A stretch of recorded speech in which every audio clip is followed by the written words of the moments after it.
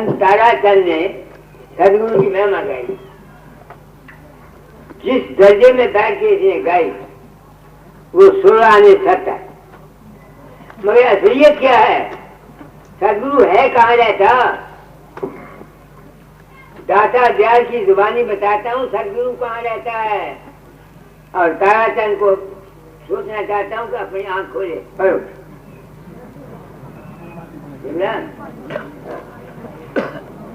ताराचंद की या दूसरों की आंख खोलना चाहता हूँ। जिस दर्जे पर बैठ के इसने सत्संग कराया है वो 16 आने सत है।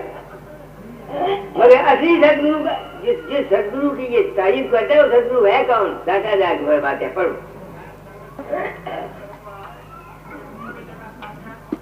हो जाए। मैं सारी संगत से अर्ज करूंगा कि पिछले आदमी तंग है जिनके आगे जगह खाली है। साधो बुरे करो पहले खान। संत ताराचंद जी जरा सोच समझ के सुनो। जो कोई आवे मेरे सभा में बुरे करो पहले खाओ। साधो बुरे करो पहले खाओ। सतरज तन के हद से बार गुर मूरते दरसाओ। निर्गुण सारे गुण देह न जाके अद्भुत भेद जताऊं। साधो गुर का रूप दिखाऊं। हाड़ मास नाड़ी नहीं जाके हाड़ मास नाड़ी नहीं जाके वाके रूप नानाओ। वाके रूप नानाओ। सबका सब में सबसे न्यारा। सबका सब में सबसे न्यारा। मरम बचे त्रजताऊं। मरम बचे त्रजताऊं। साधो गुर का रूप लेखाऊं। रूप अरूप स्वरूप अनूपा निराकार ठहराऊं। रूप अरूप स्वरूप अनूपा निराकार ठहराऊं। राधा स्वामी चरण शरण बलिहारी पल पल गुर गुण गाऊं। राधा स्वामी चरण। अब ये गुरु का रूप है क्या? मैं चाहता हूँ ताराचंद तू परम संत बन जाए। अभी सालू की तेरी अवस्था है, संत नहीं बना तू। बन जाएगा ताकि जब संत बन जाएगा उस वक्त जो तेरी ये जाएगी दूसरों को शांति देगी। वो सदगुरु कौन है? जब से तुम लोगों से पता लगा कि मैं तुम्हारे अंदर नहीं जाता तो मैं चला जाता। आ गया प्रकाश और शब्द। जो चीज मेरे अंदर प्रकाश और शब्द को देखती है हुआ सदगुरु वो कौन है? मेरी अपनी जात। वो मेरी अपनी जात है, दूसरा कोई नहीं। मगर ये ऐसा मैं हर एक आदमी समझ नहीं सकता। इस वास्ते दर्जे हैं। तो जिस दर्जे में संत ताराचंद ने कहा है ये जीवों को उभार सकता है, ये गुरुमुख है। गुरुमुख कोशिश जीव उभारे। गुरुमुखों की वजह से लोग सत्संग में आते हैं। मेरा काम अब गुरुमुख का नहीं रहा। I am the liberator. मेरे पास जो आएगा मैं तो उसको आजाद करना चाहता हूँ।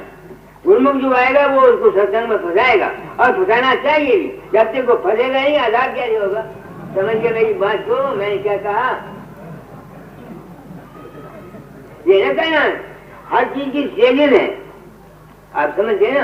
अच्छा अब वक्त क्या होता है ये बताओ।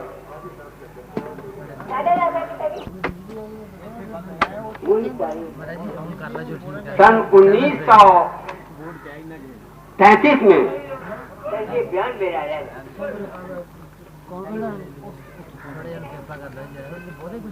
मैं उत्तर प्रदेश से आप लोगों के दर्शनार्थ आया हूँ और उत्तर प्रदेश के आचार्य की हैसियत से आप पंजाब के भाई बहनों को और दक्षिण हैदराबाद से आए हुए महानुभावों को और संपूर्ण भारतवर्ष के कोने कोने से आए हुए को and from those who have come from foreign land, मैं सबके चरणों में आप सब लोगों को सतगुरु का स्वरूप समझकर करबद्ध हृदय से राधा स्वामी करता हूं।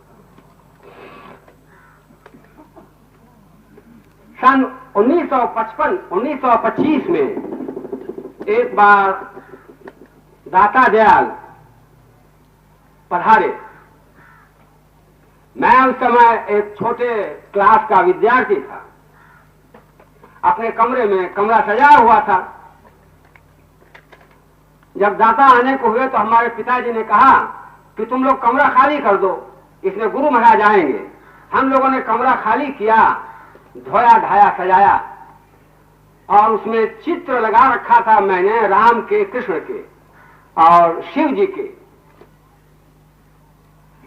मेरे पिताजी ने कहा कि सब तस्वीरें हटा दो और केवल गुरु महाराज की, दाता दयाल की एक तस्वीर लटका दी। उस समय मेरे मन में, मैं अभी बच्चा था, मेरे मन में ये बड़ी उलझन हुई कि मेरे पिताजी ने ये राम की तस्वीर और कृष्ण की तस्वीर क्यों हटवा दी और गुरु महाराज की तस्वीर रखी। ये बात है सन 1925 की। मैं अभी छोटा विद्यार्थी था और पहले बार ही महाराज जी का, दाता दयाल जी का मुझे दर्शन हुआ सन 25 में। तो मुझे ये उलझन थी कि मेरे पिताजी ने राम की और कृष्ण की और शिव जी की जो चित्र टंगी हुई है विष्णु की, ये हटवा क्यों दिया। छोटा था तो मैं समझ नहीं सका इसको। और एक तस्वीर वो दाता दयाल की टंगवा दी उन्होंने। सत्संग हुआ, सत्संग तो मैं समझ नहीं सका, मगर मेरे मन में एक बात थी कि ये तस्वीरें हटवा क्यों दी। सन 1933 में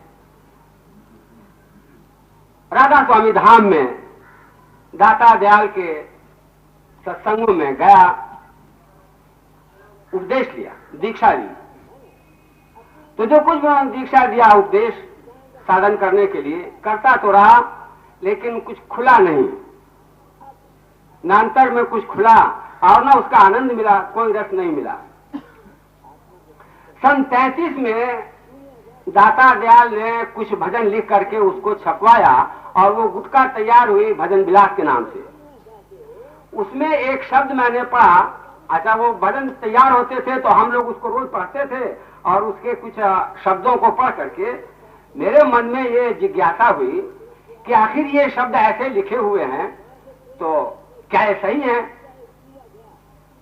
उसमें शब्द है, मैं नहीं राम कृष्ण का सेवक, ईश ब्रह्म नहीं जानू, मैं फकीर का नाम दीवाना। इस प्रकार के शब्द हैं। अपने तन के चाम की जूती पग फकीर पहराऊं, आप तरूं औरों को तारूं, ले फकीर शरणाई। इस प्रकार के शब्द रोज रोज प्रेस में छपते थे और हम लोग उनको देखते थे, पढ़ता था। तो मेरे समझ में ये नहीं आया कि मेरे पिताजी ने तो वो राम की और कृष्ण की और शिव की तस्वीर हटवा दी थी।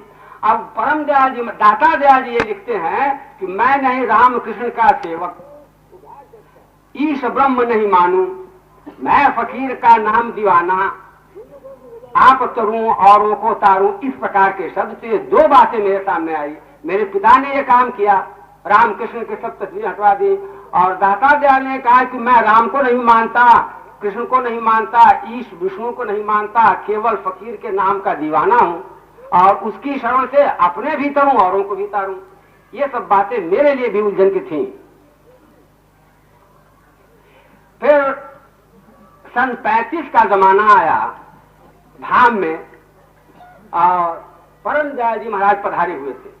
मुझको परम दयाल जी महाराज का प्रथम दर्शन सन 1935 में राधा स्वामी धाम में हुआ था।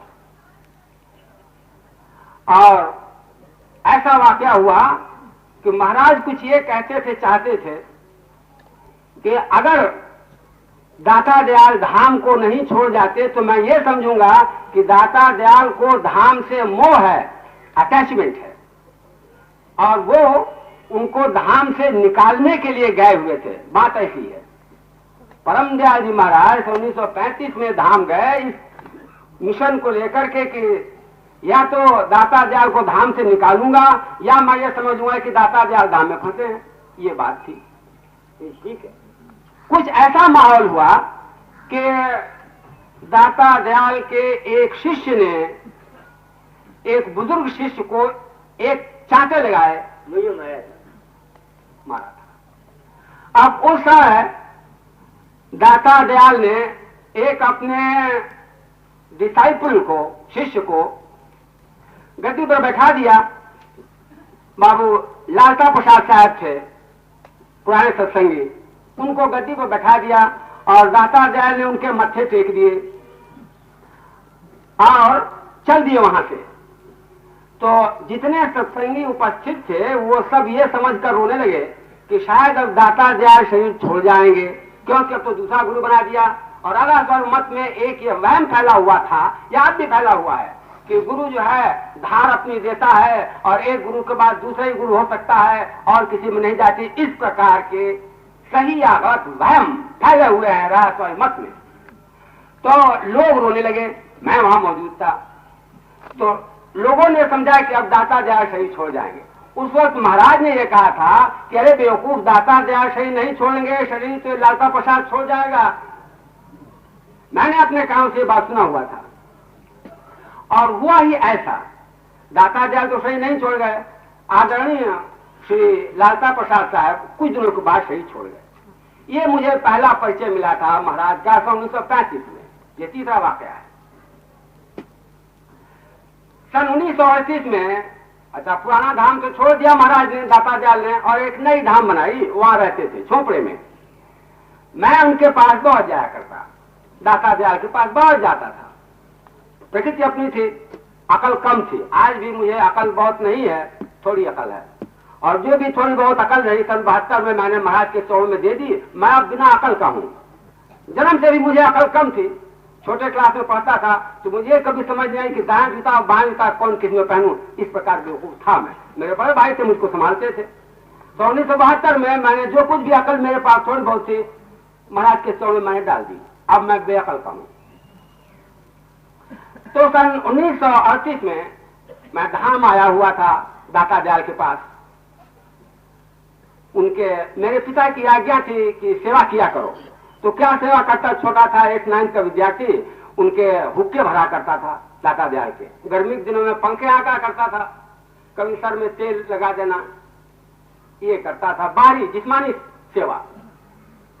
और रात के समय जब दाता दयाल सोते तो उनका पांव दबाता था, और पांव दबाते दबाते आखिर में जब छोड़ता पांव दबाने से तो एक बार एक तलवा चाट लेता और दूसरी बार दूसरा तलवा चाट लेता। ये भक्ति थी अज्ञान की। और सही बात है कि मैंने देखा भी था।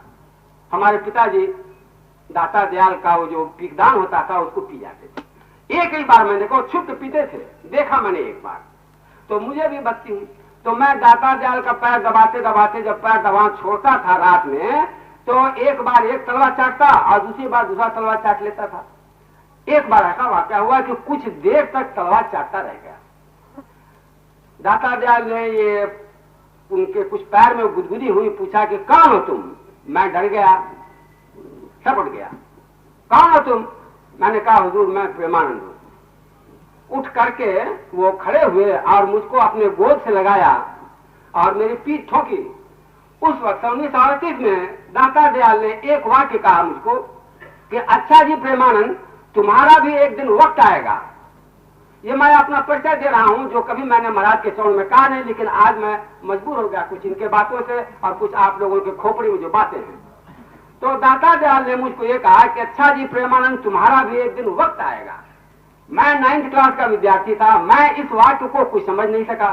ये संत की कोड लैंग्वेज कि अच्छा जी प्रेमानंद तुम्हारा भी एक दिन वक्त आएगा, इसका मैं क्या अर्थ लगाता, या आप लोग सुन के बताइए क्या अर्थ लगाएंगे। ये महर्षि जी महाराज ने मुझको कहा था सन 1938 में। तो वो मुझे कुछ बात नहीं समझ में आई, बात आई बात गई। तो 1939 में दाता शरीर छोड़ गए। उस वाक्य को मैंने कभी नहीं समझा कि क्या मतलब है इस वाक्य का, और कभी न खुलता, आज भी न खुलता। सन 1972 में, मैं आपको आगे ले चलता हूं, सन 1938 से सन 1972 में छलांग लगा के आगे ले चलता हूं। 1972 में मैं धाम पर आया हुआ था। महाराज को मैं जानता तो था और मानता था, लेकिन महाराज की तरफ से मेरे अंदर अभी ये बात था कि दाता दयाल दूसरे हैं और परम दयाल जी दूसरे हैं। परम दयाल जी को संत मानता हुआ भी दाता दयाल को दूसरा समझता था और परम दयाल जी को दूसरा समझता था। ये बात सही है। सन 1972 तक मेरी याद रही। तो 1972 में धाम पर आया हुआ था। महाराज की कुछ तबीयत अस्वस्थ थी। सुबह का 8 बजे का सत्संग होने वाला था। महाराज ने आदरणीय स्वर्गीय भाई मानचंद जी से ये संदेश दिलाया कि भाई संगत को ये कह दो कि आज मैं कुछ अन्य मनस्क हूं, इस वर्ष का सत्संग पोस्टपोन जाएगा, शाम को 4 बजे वाला सत्संग होगा। आदरणीय स्वर्गीय भाई मानचंद जी आए और संगत को कह गए कि भाई महाराज की कुछ तबीयत खराब है, सुबह का सत्संग जो 8 बजे का है वो नहीं होगा, शाम को 4 बजे वाला सत्संग होगा। सब सत्संगी वहां बैठे थे, हाल भरा हुआ था, पानी बरस रहा था, हल्की बूंदाबांदी हो रही थी। सत्संगी बाहर निकल नहीं सके, भीतर बैठे रह गए, भरा हुआ हाल। अब क्या करें, चुप्पी बैठी हुई थी। महाराज कुछ अस्वस्थ थे, अपने कमरे में थे। तो मैंने जो देखा कि सब सत्संगी भरे हुए, मैंने अपने माता जी से कहा, और हमारी चाची थी, हमारी सास थी, मैंने कहा भाई महाराज तो इस वक्त कुछ अस्वस्थ है, आप लोग 2-4 शब्द पढ़ दीजिए, यही आज का सत्संग हो जाएगा। तो उन लोगों ने 2-4 शब्द पढ़ना शुरू किया, कुछ तार वचन का और कुछ भजन विलास से। उसमें 2-1 शब्द ऐसे थे कि मुझसे रहा नहीं गया, मैंने उसकी तशरीह करना शुरू कर दी, एक्सप्लेनेशन अपनी माता जी को, कि आप समझते हैं कि इसमें क्या लिखा हुआ है, जीवन भर तो आप लोग पढ़ती रही, इसके माने आप लोग समझते हैं। कुछ ऐसे मैं 5-7-10 मिनट बोलता रहा। अच्छा, मुझे ये पता नहीं था कि माइक फिट है और लाउड स्पीकर फिट है और ये मेरे शब्द बाहर महाराज के कान में जाते, मुझको पता नहीं था, तो मैं कभी गुस्ताखी न करता हूं। लेकिन मेरे अनजाने में वो शब्द महाराज के कानों में जाते रहे होंगे। महाराज ने पूछा मामचंद जी से कि भाई ये कौन सत्संग कौन कर रहा है। मामचंद जी आए और देख करके पूछताछ करके को बताया कि वो एक प्रिंसिपल है, वो माई का, दयाल के माई का लड़का प्रिंसिपल है, वो सत्संग कर रहा है। महाराज ने उस वक्त उनके मौज में जो बात आई हो, उन्होंने कहा है कि तो बड़ा काबिल आदमी है, ये तो आचार्य पदवी के काबिल है, मैं इसको आचार्य बनाऊंगा। मुझे सब बातों का कोई पता नहीं, ये तो बाद में आदरणीय मामचंद ने मुझको बतलाया था बाद में। तो शाम को महाराज जब बाहर सत्संग देने आए तो उन्होंने सत्संग तो दिया और फिर मुझे बुलाया कि वो प्रिंसिपल कहाँ है। तो मैं क्यों मुखातिब हूँ, मैं समझता था राजस्वामी धाम के प्रिंसिपल बुलाते थे, वो चंदे लेने के लिए आते थे। राजस्वामी धाम में एक इंटरमीडिएट कॉलेज है, वहां के प्रिंसिपल साहब चंदे लेने के लिए आते थे। मैं समझा कि वो चंदे लेने आए होंगे, मैं मुखातिब नहीं हुआ महाराज को। तो मैं नहीं मुखातिब हुआ तो महाराज ने फिर कहा कि वो दयाल की माई का प्रिंसिपल रखा कहाँ है। तो मैं बड़ा डरा और डर करके आगे आया, हाथ जोड़ खड़ा हुआ। महाराज ने फरमाया तुम कभी होशियारपुर आए हो? मैंने कहा हुजूर नहीं आया। तुम्हारी माँ तो आती है, तुम्हारे और लोग आते हैं? मैंने कहा जाते हैं हुजूर। तुमको नहीं आया? मैं खामोश था। तुम्हारी कितनी तनख्वाह है? उस समय में तनख्वाह 700 थी। तुम्हारे कितने बच्चे? मैंने कहा 10। तुम्हारे ऊपर तो बड़ा बोझा है जी। अच्छा तुम मानवता मंदिर में आना, मैं तुम्हारे आने जाने का किराया दूंगा और तुमको मानव चोगा पहनाऊंगा, मनुष्य बनों का चोगा पहनाऊंगा। मैं बड़े फेर में पड़ा, बड़े हैरानी में पड़ा कि ये विपत्ति कहां से मुझको मिली। उस समय नहीं पता था मुझको सुबह क्या हुआ था फिर शाम को। खैर मैं आज्ञा मान करके यहाँ आया और मुझको सन 72 में महाराज ने दया किया और वो चोगा मनुष्य बनों का पहनाया और मुझको एक मृगशाला दिया कि इस पर अभ्यास करना और सत्संग कराना। ये मुझे पसंद नहीं था, मैं इस काबिल अपने को समझता भी नहीं था। और उस समय अपने अभी कॉलेज में सर्विस में था और मेरे अभी बाल बच्चे थे। लेकिन मुझे ये रहस्य कब खुला? सन 72 में तो ये हुआ। सन 75 में मैं इंटरमीडिएट बोर्ड यूपी के टेबुलेशन में था महाराज की आज्ञा थी कि जब तुमको मौका मिला करे तो धाम पर आया करो और समाधि पर अपना योग अभ्यास किया करो, सत्संग कराया करो। तो समर वेकेशन में मैं बोर्ड के काम में था और अपने टेबलेशन वर्क में था।